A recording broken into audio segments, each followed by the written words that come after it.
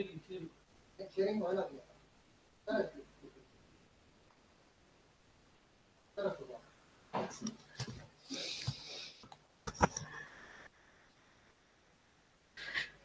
Classroom में आपका सबका स्वागत है। फिर से एक बार मैं अहमदनगर महाविद्यालय से अध्यापक मोरे योग भारती से आपके पाठ्य पुस्तक का पाठ क्रमांक 6 पाप के 4 हथियार लेकर आया हूँ। इसका भाग 2 अभी मैं प्रस्तुत कर रहा हूँ। इससे पूर्व मैंने भाग 1 प्रस्तुत कर लिया था जो अब तक पहुंच चुका है। पाप के 4 हथियार, ये पाठ कन्हैयालाल मिश्र प्रभाकर द्वारा लिखा हुआ पाठ है। ये पाठ पाप के 4 हथियार साहित्य का प्रकार, साहित्य के प्रकार में निबंध है, जिसे हम विधा कहते हैं। कौन सी विधा है ये पाठ? तो निबंध विधा है। कौन सा प्रकार है? तो निबंध है। ये कहानी नहीं है, ये कविता नहीं है, ये निबंध है। इस निबंध में कन्हैयालाल मिश्र जी ने पाप के 4 हथियार के बारे में, पाप के 4 हथियार, इस विषय पर अपने विचार व्यक्त किए। निबंध में वास्तव में क्या होता है कि निबंध में हम अपने विचारों को ही व्यक्त करते हैं किसी विषय पर। या कन्हैयालाल मिश्र प्रभाकर ने पाप के 4 हथियार पर अपने विचार व्यक्त किए। पाठ जो आपके पाठ्य पुस्तक में है, उस पाठ्य पुस्तक के पाठ के भाग 1 में कुछ परिच्छेद मैंने आप प्रस्तुत कर लिए हैं। अब कुछ परिच्छेद अब मैं प्रस्तुत कर रहा हूं और उसकी ओर आपका ध्यान आकर्षित कर रहा हूं। चलिए, अब पाप के 4 हथियार इस पाठ के पृष्ठ क्रमांक 32 पर जो परिच्छेद है, उस 32 पर जितने सारे परिच्छेद है वो सारे परिच्छेद यहाँ पर है। मैं इन परिच्छेद को आपकी स्क्रीन पर शेयर कर चुका हूं, आप शायद देख रहे हैं। मैं पढ़ रहा हूं, इसका विश्लेषण भी दे रहा हूं। यहाँ पर लेखक कहते हैं कि पाप के 4 हथियार हैं और उन 4 हथियारों से पाप दिनों दिन बढ़ता जा रहा है। आगे लेखक ने यहाँ कहा है कि सुधारक पापों के विरुद्ध विद्रोह का झंडा बुलंद बुलंद शब्द का अर्थ है बहुत ऊंचा, विद्रोह का अर्थ है विरोध। सुधारक के विरुद्ध विद्रोह का झंडा बुलंद करता है। सुधारक पापों के विरुद्ध विद्रोह का झंडा बुलंद करता है तो पाप और उसका प्रतिनिधि पापी समाज उसकी उपेक्षा अर्थात तिरस्कार करता है, उसकी ओर ध्यान नहीं देता और कभी कभी कुछ सुन भी लेता है तो सुनकर हंस देता है, जैसे वह किसी पागल की बड़बड़ हो, प्रलाप हो। प्रलाप शब्द का अर्थ है जोर से बात करना। प्रलाप हो, इन क्षणों में पाप का नारा होता है, अरे इसे और अपना छोड़ो इसे और अपना काम करो। इस प्रकार लेखक ने यहाँ विचार व्यक्त किया।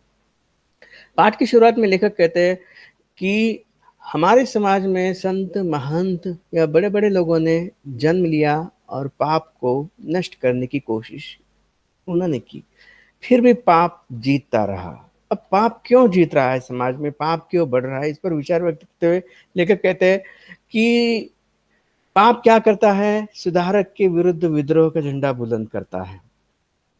पाप और उसका प्रतिनिधि समाज, सुधारक जो समाज सुधारक होता है उसका तिरस्कार करने लगता है, उसकी ओर ध्यान नहीं देता है। कुछ कभी कभी सुधारक की बात पापी समाज सुन लेता है और सुनकर हंस देता है और कहता है कि कोई पागल की बड़बड़ हो। और ऐसे क्षणों में पाप का नारा होता है, अरे छोड़ो अपना काम करो। तो इस तरह जो पाप का रवैया है, पाप की जो सोच है, पाप की जो विचार है, समाज में फैलते रहते हैं और सुधारक के विचारों की ओर ये पापी समाज, पापी लोग ध्यान नहीं देते। जैसे जैसे सुधारक कोशिश करता है तो ये पापी समाज, पापी लोग कहते हैं अरे उसकी ओर ध्यान मत दो, उसकी बात मत सुनो, या सुनते भी है तो हंस देते हैं और ये भी कहते हैं कि ये पागल की गड़बड़ है। ऐसा ये पापी लोग कहते रहते हैं, जिसके कारण सुधारक जो पाप को नष्ट करने की कोशिश कर रहा है उसका असर कम होते जाता है, ऐसा लेखक कह रहे हैं। लेखक ने आगे कहा है, सुधारक का सत्य उपेक्षा की इस रगड़ से कुछ तेज हो जाता है और उसके स्वर में अब पहले से कुछ पहने, या उसके स्वर में कुछ धार आ जाती है और उसके स्वर भी कुछ और बढ़ जाते हैं। यह लेखक कहना चाहते हैं कि सुधारक का सत्य उपेक्षा की इस रगड़ से कुछ तेज होता है और उसके स्वर अब पहले से कुछ पहने हो जाते। अब जैसे-जैसे सुधारक समाज में सुधार का काम करते जाते हैं, पापी लोग उनकी उपेक्षा करते हैं। लेकिन लेखक ने यहाँ कहा है कि जैसे ही पापी लोग सुधारक की उपेक्षा करने लगते, निरादर करने लगते हैं और निरादर की इस रगड़ से होता क्या है कि सुधारक जो बात कह रहा है, उस बात में और प्रखर तेज आ जाता है। सुधारक का स्वर पहले से कुछ धारदार बन जाता है, अर्थात जैसे पापी समाज सुधारक के विचारों को निरादर करना लगता है, सुधारक के विचारों को एक तरह से ध्यान नहीं देता, वैसे-वैसे सुधारक समाज सुधारक के विचार और प्रखर हो जाते हैं, उनके विचारों में धार आ जाती है, उनकी आवाज़ और बढ़ जाती है। ऐसा लेखक क्या कह रहे हैं? अब समाज का पाप विनाश विवश अब समाज का पाप विवश हो जाता है कि वो सुधारक की बात सुने, वो सुनता है और उस पर निंदा की बौछारें फेंकने लगता है। अब जैसे सुधारक समाज में समाज सुधार का काम करने लगता है, ये पापी समाज उसकी ओर ध्यान नहीं देता, उसे अनदेखा करता है, उसकी उपेक्षा करने लगता है और उसका निरादर करने लगता है। वैसे-वैसे सुधारक के विचार और समाज में फैल जाते हैं और सुधारक की बातों की ओर लोग ध्यान देते हैं। ऐसे में होता क्या है, लेखक कहते हैं, अब समाज में रहने वाले पापी लोग मजबूर हो जाते हैं। अब उन्हें भी समाज सुधारक की बात सुननी पड़ती है। वो सुनता है और उस पर निंदा की बौछारें फेंकने लगता है। लेकिन पापी समाज फिर भी समाज के सुधारक लोगों की निंदा करने लगता है। सुधारक सत्य और समाज के पाप के बीच यह गलियों की दीवार खड़ी करने का प्रयत्न करता है। अब लेखक क्या कहते हैं, सुधारक के सत्य और समाज के पाप के बीच यह गलियों की दीवार खड़ी करने का प्रयत्न करता है। मतलब पापी समाज क्या करता है, जो उसका जो समाज सुधारक का जो सत्य होता है, उस सत्य और समाज के बीच एक दीवार खड़ी करता है। मतलब सत्य समाज तक पहुंचने नहीं देते हैं पापी लोग। ऐसा लेखक कहते हैं। जीवन अनुभवों का साक्षी है। साक्षी का अर्थ है गवाह है कि सुधारक को जो जितना समीप है, वह उसका उतना ही बड़ा निंदक अर्थात निंदा करने वाला होता है। यही कारण है कि सुधारक को प्रायः हमेशा क्षेत्र बदलने पड़े। लेखक ने ये क्या कहा है कि समाज सुधारक के करीब रहने वाले जो लोग होते हैं, वही लोग समाज सुधारक की निंदा करते हैं। ऐसा भी इतिहास में कहा गया है और इतिहास साक्षी है। ये लोग उनकी ही निंदा करते हैं। इस कारण सुधारक लोगों को हमेशा ही अपने क्षेत्र बदलने पड़े हैं, अर्थात अपने साथ रहने वाले लोगों को छोड़ना पड़ा।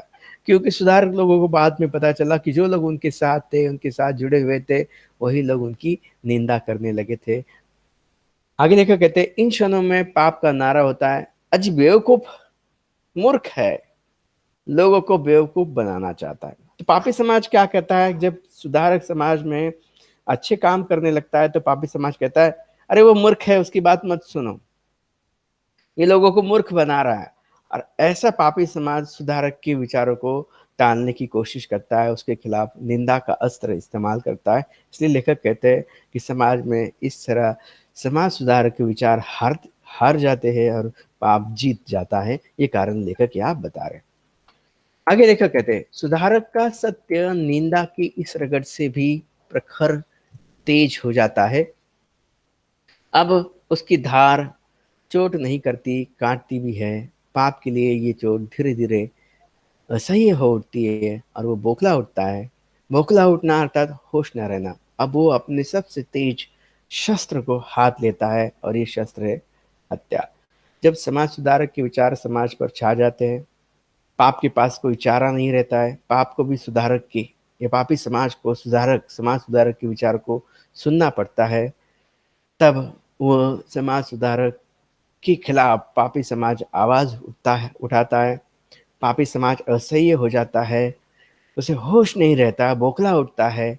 तब पापी समाज अपना सबसे बड़ा हथियार हाथ में लेता है, वो शस्त्र है हत्या का। जब पापी समाज को समाज सुधारक के विचार अच्छे नहीं लगते, विचार वे सह नहीं पाते, उसे रोक नहीं पाते, थाम नहीं पाते, तब पापी समाज अपना आखिरी और सबसे तेज हथियार निकालता है, वो हत्या। अतः पापी समाज के लोग समाज सुधारक की हत्या करने की सोचने लगते।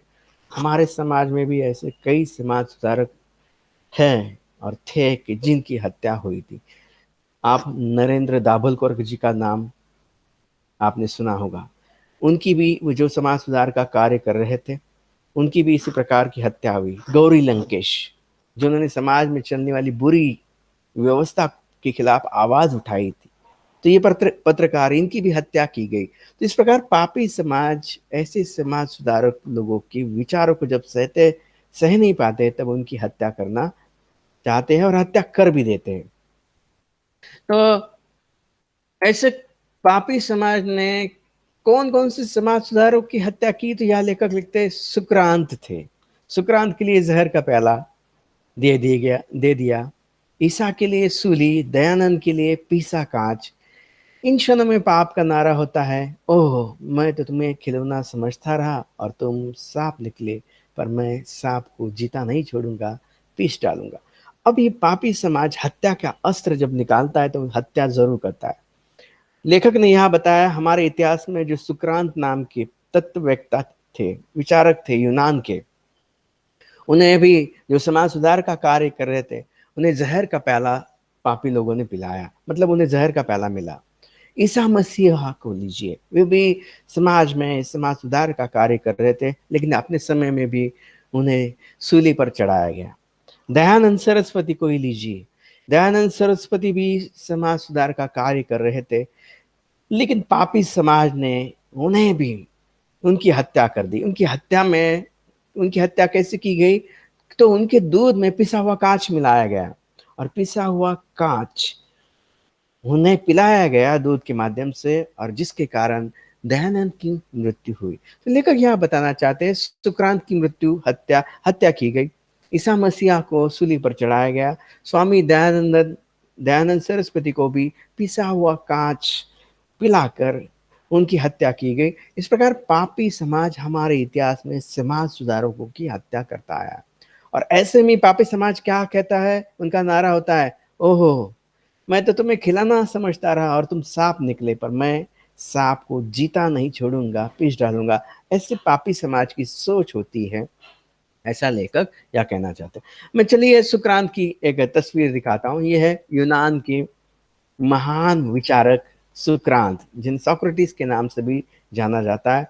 इन्हें विष देकर, जहर का प्याला देकर इनकी हत्या की गई, इन्हें मृत्युदंड दिया गया।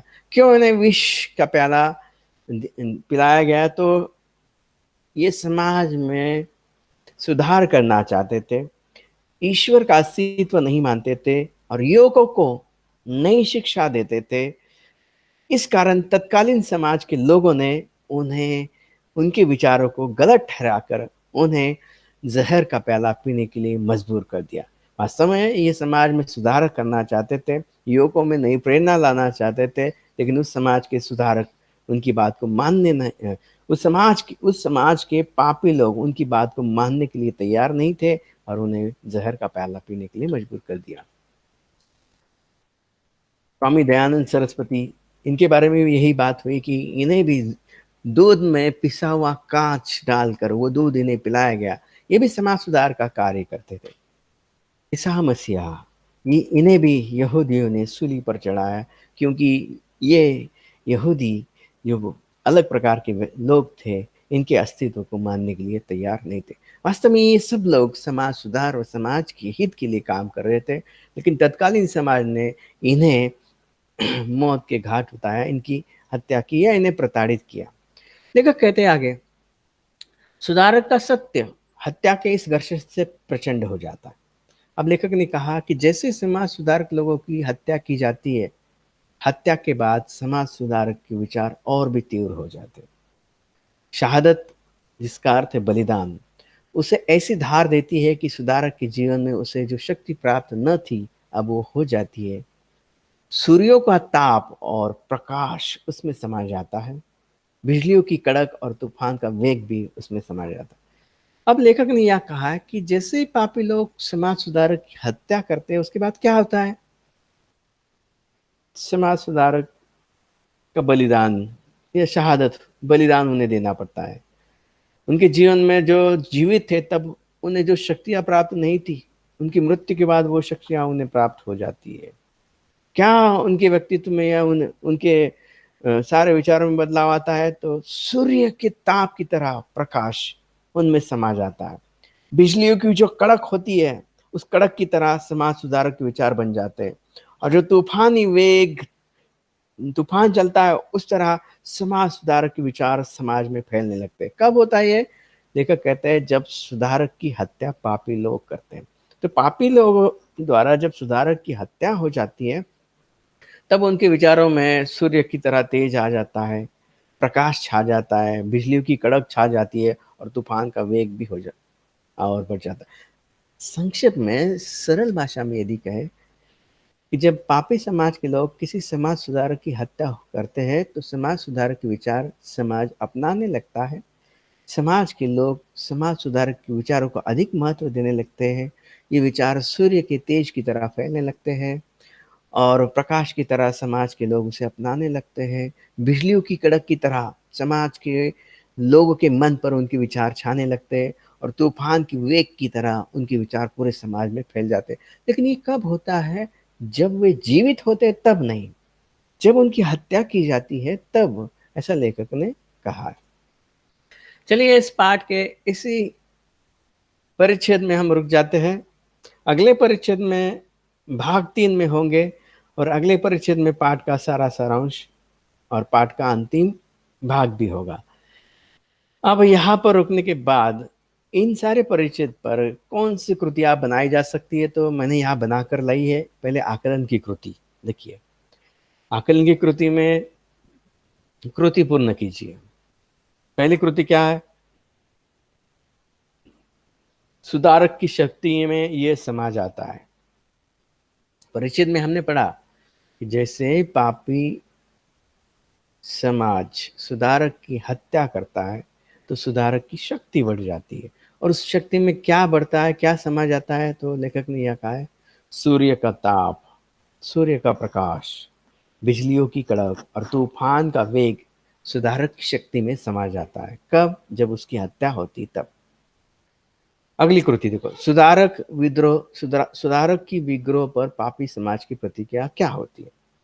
जब सुधारक अपने विचारों के द्वारा विद्रोह करता है, अपनी आवाज बुलंद करता है, समाज में फैलाता है, तब पापी समाज की प्रतिक्रिया क्या होती है? तो परिच्छेद में लिखा है।